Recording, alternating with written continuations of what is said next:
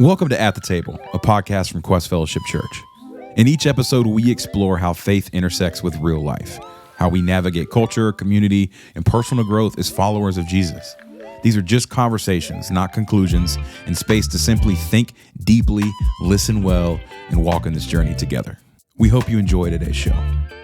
So, At the Table Podcast 2.0, Brandon and Paul have been deleted from the title. Taken off. But evidently, at least we're at the table for this particular podcast. Right now. We have been told there are rumors floating about among our leadership team, and we've kind of been informed of some things. And there's been some decisions made and some new directions chosen for the podcast. And so we're trying to broaden our horizon here.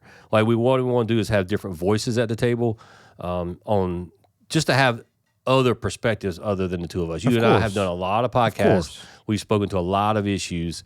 So there's a backlog of those if people want to go and see how we spoke to a certain issue. But we'd love to, in the next season of the At the Table podcast, to be able to bring other people in, to be able to gain new insights, new wisdom from different avenues. And so today we're going to kick it off because our staff has just come back from a conference that we feel like was transformational in a lot of ways. Yeah. And so we've been thinking a lot about a multiplication mindset as a church family. What does that look like? What does that mean? And one of the things that was presented to us and the way we were challenged was if we knew Jesus was coming back in 10 years, or 5 years, or 1 year, or tomorrow, then what does that change about our today? And should we begin to live that way anyway, I think was the ultimate lesson from that. So maybe today you and I can begin this multiplication mindset discussion on that sense of urgency, how it impacts our daily lives, how it impacts our sense of mission, our sense of purpose, and our sense of identity. Yeah, I think that it definitely does change how you think. But I think the question is that it shouldn't. We should always have this sense of urgency. We should always have this one more, because as we know, someone's day is ending today everywhere, right? And then we believe as Christians, when that happens, you go before the Lord, right? There's no more time left. So there's always work to be done. And so I think the idea from how we took it from the conference was just, what things would you kind of move out of the way? Like, how would you, we talked about before, you can only have one priority, but I know we use kind of hierarchy. So like, what things would you probably just get rid of altogether, or what things would move up? And I think that's a lot of times, if you think about, man, Jesus has been gone for a while already, but in this span of eternity, it's been short, okay? But it's been 2,000 years. And so we don't know the time or hour it's going to happen, but like, I know sometimes you just feel like, I don't know if I feel like he's going to be in our lifetime. It could be, you don't know that, right? But I think when you put something like 10 years on it, that makes it so much more palpable. You know what I'm saying? Like, because we've all been through 10 years. Like, some of us have raised kids. Some of us have gotten married and graduated school. Some of us have become grandparents, or we built a house. And like, how fast things go. It's been I've been in my house for, it'll be 6 years in August. I've been here for 6 years in August. And that's gone by kind of fast, slow and fast at the same time. But you get a concept of that. And just to think like, man, you only have 10 years and God's coming back. There's a lot of work to be done. And I just feel like you would see the how big the calling is, how much we have to do, and then you'd be like, okay, I have no more time to waste. And I think that's the whole crux of the question, is like, why are we wasting time now? Because in our minds, we just feel like we have more than enough when we don't know. Yeah, we don't know. And I think it kind of boils down to the idea of how our perspective impacts our actions, our decisions. And I think perspective is everything. And so if I perceive that the end is close by, then I'm beginning to make some different decisions about how I spend my time. Of course. And time allocation is huge. Like, it's the you wake up every day with a calendar. A lot of people live and die by their calendar, and it's minute by minute. Some people, it's more fluid. Some people don't really have a calendar, but they just kind of know like what their day is going to be. But in some sense, we are all marking our time by the next thing that we're doing. Yes. And the decisions about whatever that next thing we're doing is all based on our perspective or where we think things are going. And so if you feel like Jesus is not coming back in my lifetime. And, for me personally, I'm 57 and you're, in the 40s, I'm not going to, but it's like you got longer than I got, really, and as far as life expectancy generally goes. Right. And so maybe I have a greater sense of urgency for the work that I feel like I'm called to, Yes, and the love that I want to give my family Correct. and all that other my friends and all the impact I want to have, just simply because I perceive I have less time than you do. And we see that naturally all the time. And we see that naturally, as people kind of in my age group, the mid 50s, you realize, okay, I'm kind of at my peak of knowledge. I'm probably not going to really learn that much more. And you're going to try to retain. So kind of hold on to it. Yes. And then apply it in a way maybe I haven't been able to before. Because also at my age, people start looking at you differently. Right. And maybe they'll look at you with a greater respect. And so that is helpful when you're trying to be somebody who has impact. And so I feel like, what if we all thought that all the time? That my time is short. Yes, I have a certain amount of knowledge and abilities and gifts, and if we all live in a way in which we're trying to make the greatest impact every single day, then what does that change? What things now are so important and we spend so much energy on that we just wouldn't even think about it? And I think that's the question. Is that because we don't know how long it's going to be, and you and I have talked about this in a previous podcast. I know this sounds crazy to people, but I hope he doesn't come back tomorrow or in 5 years, because I feel like I want as much time on the clock as we can to get as many people in as we can. Right. But I think that the point is, why don't we, if we're passionate about something, why don't we live with all the urgency we have? Because we also know that we don't have, like, individually, our days are numbered. We don't know how many days we actually have also. Right. That's not given to us. So life is like a vapor, right? And we're here today and gone tomorrow. So if there are some things you're burdened for, if you're convicted about, or things you want to do, you should be pursuing that with as much vigor as you can, because I feel like we always want to put things off until the perfect time. Yeah. Today you were leading our staff and you put something on the board that we didn't really comment on, but you wrote perfection. And that just really nudged me, because even if we're not perfectionists, I think a lot of times we want to wait for the perfect time to do something. Yeah. And because we'll ready aim and we'll wait, and we'll spend a lifetime not shooting because the wind wasn't right. It wasn't right down distance. We were waiting for this right opportunity and we never took the shot. Right. And to me, I feel like when it's urgent, it's like you're going to take as many shots as you can. That's right. Because I got to eat today. Let's put some lead down range. You know what I'm saying? Like if I go hunting with you and we got a full freezer, we might be more picky. But if you and I ate for weeks, we're going to be taking all. Is that a cricket? We're going to be taking all. How much meat's on a cricket? Let's take him out. And I think that's the thing, like that urgency is like that hunger. Like you hear about athletes or artists that were poor and starving, and they had this hunger and drive. Like, I got to do this. I got to work hard because this is my one way out. Well, Jesus is the one hope for the world. And so, like, if we believe that's the case, then that should be so urgent, and that hunger should drive us to not put it off, because tomorrow's not promised for us particularly. So then if we think about it in those terms, if that's the way we should think about life, and I think you're right, I think we should. I think it should be a sense of urgency, because we just simply don't know. We don't know how much time we have. We don't know when Christ is coming back. And but two things we do know: our time will be up. Yep. Or Christ is coming back. Well, I mean, those two things, like that. That's true. One of those is going to happen. Death and taxes. Yeah, right. And so it should create within us a sense of urgency, especially when we understand the beauty of our own salvation and the power of what it's done for our lives and the transforming work that it's done in us, in our relationships and everything that we do. And so therefore it should be something that we have a passion to share, with a sense of urgency that tomorrow might be too late, for that neighbor, for that cousin, for that, sibling, for whatever. And so I think if we want to live with that sense of urgency, there's probably, what do you think are some practical ways in which we can make that a part, that urgency become a very real part of our day? I think that you have to put the pot back on the stove personally. That I think it starts with you, that you have to really start to wrestle. And I think we've talked about this before, getting a little bit older and understanding, like you said, your mortality, the fact that you're not going to live forever, having to deal with the fact of loss and trauma, and then seeing God in a bigger way, seeing Christ move deeper in you, realizing how many things are so just meaningless. Like whatever happened on your watch is just meaningless. It is, but you stop to look at it. It is meaningless. Let's get our priorities right? I know, right? Yeah. It was meaningless. Thank you for that. Yeah. Thank you for that. Thanks to the person who called me trying to get my mouth to not be buzzing. Hey man, somebody called me a while ago while we're sitting here, but I just like ignored it. It's fine. On your wrist? Yeah. Yeah. It's just vibrating like crazy. I understand that. That's because you're older and so you're closer to your mortality. So things like that don't bother you. This conversation has a greater sense of urgency for me.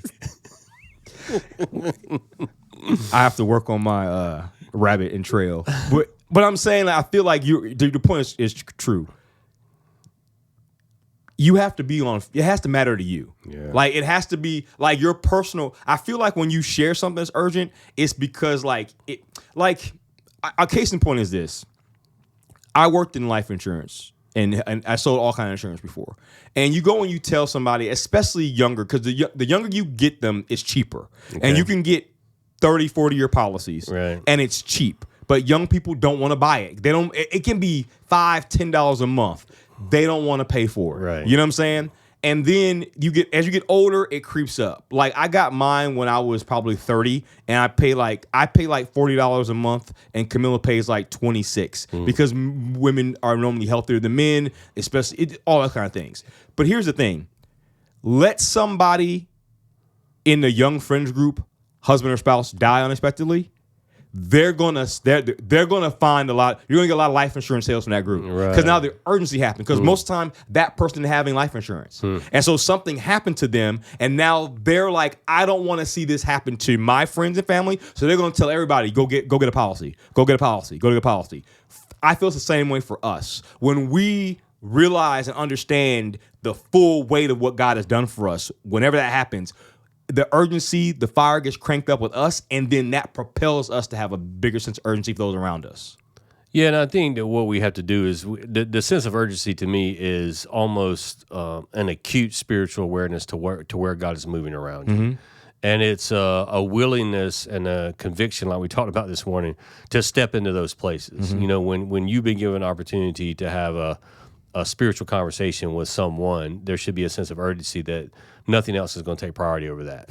And so if you're talking with a neighbor over the fence and they start asking some spiritual questions, but there's a ball game getting ready to come on and you really want to watch this ball game, like the ball game shouldn't matter at all. 100%. And so those are I think the practical ways in which we can live with a sense of urgency is that if we begin to earnestly pray for those opportunities, and whenever those opportunities come up, I knew a guy one time, and a lot of people look at his life and they see ostentatiousness at every level, and because he's wealthy, he's a very successful business person.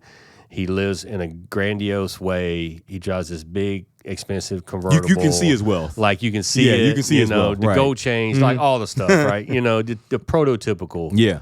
But he's a believer.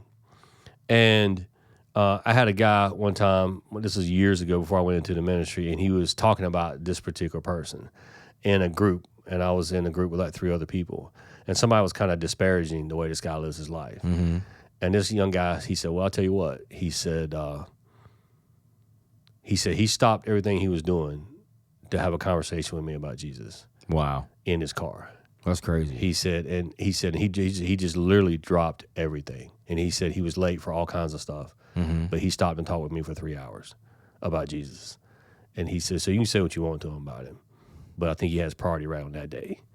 And I think that's just one example I think about a lot, because there's a lot I can look at that guy's life and think is wrong. But, at least in that one moment, he was living with a sense of urgency. Like there was nothing more important than this guy's spiritual condition to him. And so I think that if we can pray for those opportunities, and then when those opportunities come up, that we would lean into them and step into them with a sense of urgency. Sometimes you see the street preacher, and you wonder what motivates them to do that, to be ignored and probably made fun of most of the time while they're doing that. But I think what's driving them is a sense of urgency. And I think we could all learn a little bit something from that, that there's probably maybe better ways to go about, that. Yes. Maybe that's what that person's calling. I don't really want to speak into that, but I guess what I want to say is I think we all have a calling to urgency. Mm-hmm. And I think that there are some very intentional ways in which we can pray every day for opportunities. And then when those opportunities come, like, we take advantage and we're prepared. And the way we're prepared, I think, is what they really challenged us at the conference was that, like, we have to kill our own sin. Mm-hmm. We have to be spiritually ready our own selves, and we have to be spiritually strong our own selves to be able to walk into those moments with the belief, the faith, the conviction, the strength of a seasoned believer who's walked through some stuff. Because we've allowed God to transform us in a way that really will impact somebody else's life when we're given those opportunities of urgency. Yeah, if you're barely hanging on yourself, you're not going to really pass anything on. No. Like, if it's barely working for you, if it's just kind of something you do, like, it's just urgency doesn't come to something that's just casual.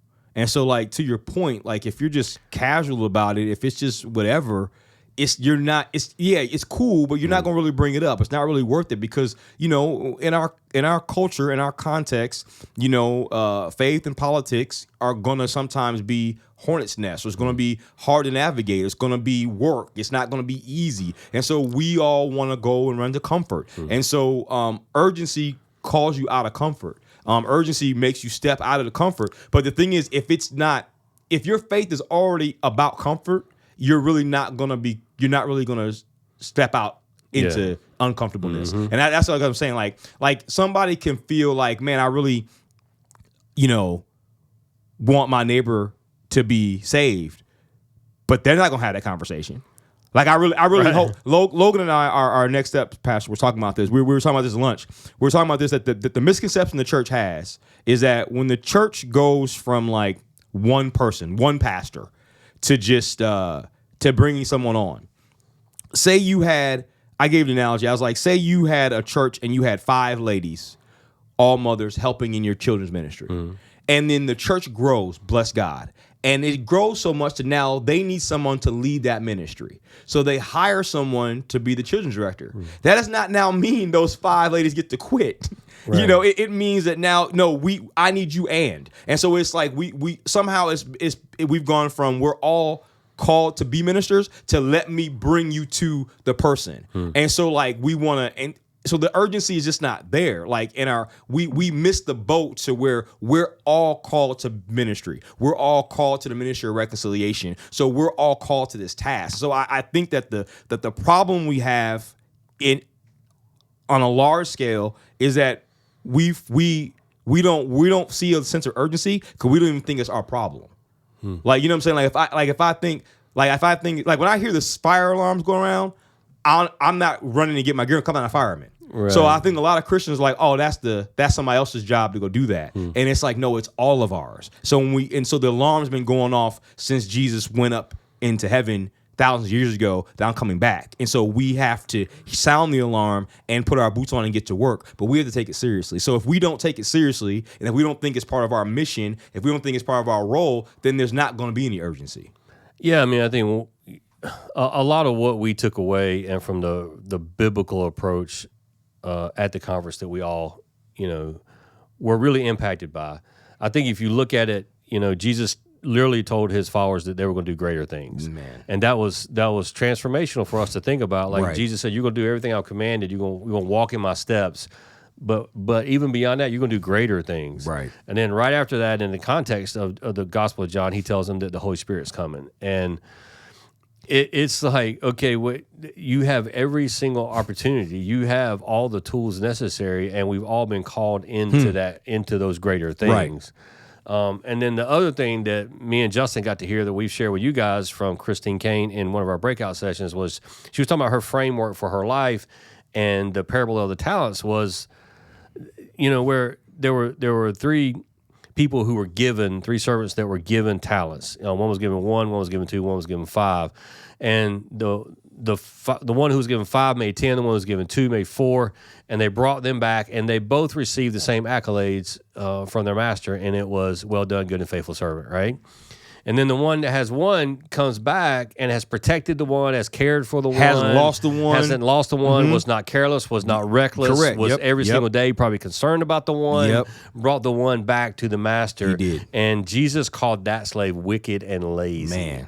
And what she was saying, and what's really been challenging me a lot, and I know all of us, Wrecking was us. she said that preservation and taking care of the one, that's a lot of times what we celebrate in ministry and in life. What you said is what we celebrate. What we is celebrate. what Jesus And- called and wicked and lazy. wicked and lazy. That is wild, bro. And so, That's wild. and I think she's 100% right in looking at it that way. wild. Like, what have we been given? And if we've been given the hope of the gospel, like if that's the let's say that's the one talent we've all got, Right.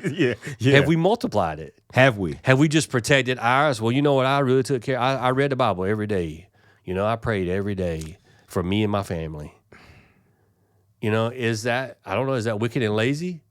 And you know, if you take that one, like, have you shared the gospel with one person, two person, three, like whatever?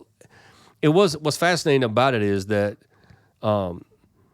the two who multiplied, they didn't end up with equal amounts, but they multiplied what they had. And they were both considered good and faithful. Like, Right. well done, right? And so I think that whatever God has given us in the hope of the gospel, if we don't have a talent to do anything, let's say we're just tone deaf, we can't sing, we're afraid to talk in front of people, we don't have a desire or call to teach, maybe we can serve in the nursery and love on some babies, we're really good at that, but we just don't feel like we're a leader in some way. But you have been given the gospel, and you know people. If you've been given the gospel and you know people who don't know the gospel, like then that is your talent. Take that story to them. Take the passion that you have for this God who's transformed you to them. Let that multiply in your daily life. And I just think that so many people just don't even think about that. And I know it's difficult because, like you said, in our cultural context, you know, bringing up Jesus is not really a favorite thing in a lot of places. But I think earnestly, if we pray for opportunities for spiritual conversations, then those opportunities will come to us. And because when you do that, you start being aware of them. Yes. 'Cause I think we miss more. You missed the off ramp, you missed the on ramp. I think we miss more because whenever I've been praying for something like that, I've just been more sensitive. Yeah. And you see, like we've been talking about all the last few weeks. Our mind has gone to this conference with the whole staff, getting us all together, one heart, one mind.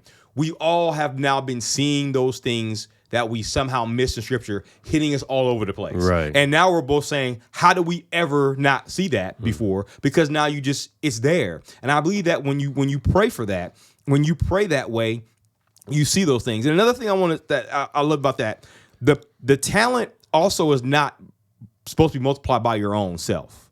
Like God gives you the talent and you bring it back to offer to him and you basically bless it with him. And so it's almost like when you were talking about that, when you have the one talent and you just bring it back, it really is what we consider consumer Christianity. Like, it's just good for me. I'm just going to keep on exchanging this one thing back. And it's like, I'm not even bringing it up to see how it can be multiplied because I don't care about that. Right. Like, and I think that's the issue, that I'm just more cared about what he said, castle over kingdom. Yeah. You know, the others were like, it's like I was saying before, the fish story, the boy who had the little box lunch, he gave all he had to give. That was his talent. But he gave his talent to Jesus, who then was able to multiply it to feed him, them, and have more than enough. I feel like that's the only thing we have to do, is that you don't just make sure you just keep it for yourself and bring it to Sunday and take it home. No, are you giving it to Jesus out of this urgency? God, I can only sit with babies. I can't do anything else. But when I sit there, I want them to just know and feel the gospel. I want them to know and feel protected. I want there to be something, just whatever I can do, I'm going to pray for them. Whatever that is, give that to God. And then that urgency does something. Maybe you talk to the parents when they come and pick the kid up. And maybe you're encouraging them. And maybe you are impacting people 5, 10, 15-fold back there in that room that no one knows about, no one sees. Right. You know, because the person we know about Billy Graham, but we don't know about the person who led him to Christ, you know? And there's always that person. And that person sometimes is just doing their job, having a sense of urgency, looking for opportunity to share their Jesus story, and it touches somebody. And then that person's testimony had 1,000-fold fruit through Billy Graham's conversion, like just that one. And so just having a mindset shift changes to say, like, I'm going to take my one, and it's not going to be about me. It's to be about giving it to God and see what he can do with it. Yeah, I love that that you brought up Billy Graham. The story goes that when he was in Bible college, and he was in a preaching class, and one of his professors who was teaching the preaching had told Billy, he said, "Look," he said, "I'm going to go preach a revival tonight. Do you want to go with me?" Mm-hmm. He was like, "Yeah, sure." And so they were riding in the car on the way to the church, and the professor looks over to Billy. He says, "By the way, you're preaching tonight." And he didn't know going into it. And he says at that point he had written 5 sermons. He said he preached them all in 15 minutes. We know about that. Amen. And he didn't know what to say. Well, that's about all I got, Yeah. But that guy saw something. Mm-hmm. And he saw something in Billy that needed to be multiplied. Mm-hmm. And I think that's the other thing that we're trying to figure out is how do we see those things in people, right, and give them opportunities to be multiplied. And yeah, the first time it may not be great, but it might lead to something that impacts thousands of people, like you're saying. And it's can we bring whatever we have, right, with faithfulness, right, with a belief that God's going to do something beautiful with it. And this sense of urgency that, tomorrow might not be here for them, whoever you're talking to, and it might not be here for us. And so we just live with that individually, but also corporately as a church. That's one thing we're trying to develop is a greater sense of urgency. I challenged the congregation at the very beginning of the year. I think you were on sabbatical. But I told them, I said, we're coming for your complacency. And, yes. and it's that sense that we have to operate as a church with a sense of urgency, because that's what the church is. It is a group of people living with this sense of urgency. You can read it in the early parts of the New Testament when they didn't know, like they thought Jesus might be coming back within the next day or two, and you can just read the urgency in it. And I think that should still permeate everything that we do.